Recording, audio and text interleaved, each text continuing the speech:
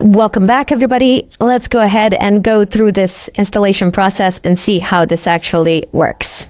So I can't actually increase the screen size here. Hopefully you can see everything. I can see from quite some distance away, so hopefully you can as well.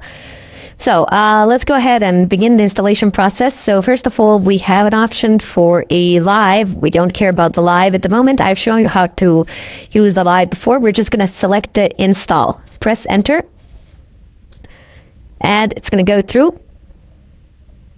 Okay, the mouse pointer integration and all that is not functional at the moment. The release key is right control, as you can see. But when so I'm in the text mode only now, so I can't really choose that. But once the installation is complete, the release key for the mouse will be the right control. Okay, so select your language here. I'm going to go ahead and select English, and I'm going to select UK. Select appropriately for yourselves, whatever you wish. These are only my preferences. You can select any other that are offered here. Feel free to do so. Okay, so the installation process is going through. Shouldn't take too well, this is not the installation process. This is the loading and all the other things.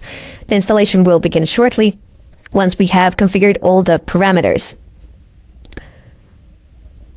Okay, so going through. Come on. Network successful. Host name.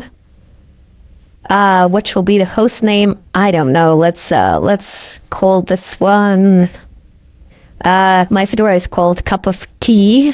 Let's call this one Cup of Coffee. You can change this later if you wish. The main name, don't really care about that. Just go through it. A root password. Now, please, I've noticed that a lot of people forget their root passwords when they type them in here.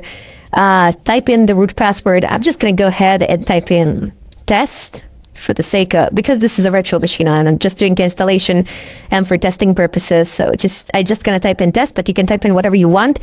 Please be sure to remember this. Press continue. Again, retype password to confirm it. It doesn't give me any warnings. Even though the password is way too short, we can of course change this later, but for the time being, please be sure to remember it. Okay, so guided use entire disk, select the disk. There's only one that we have assigned to this virtual machine. All files in one partition, recommended for new users. Sure, why not? Finish partitioning and write changes to disk. Write changes to disk, yes.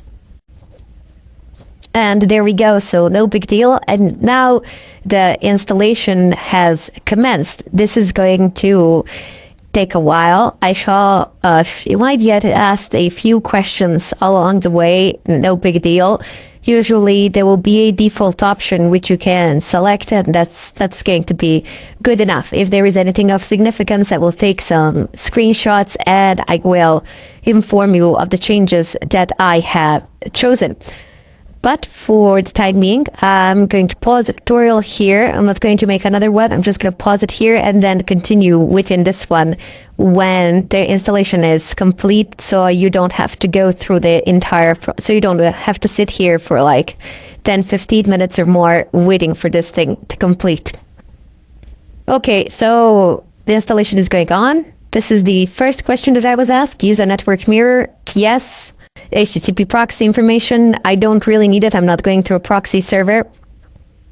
So just select continue and scanning the mirror. So this is just going to go forward and retrieve some files, etc.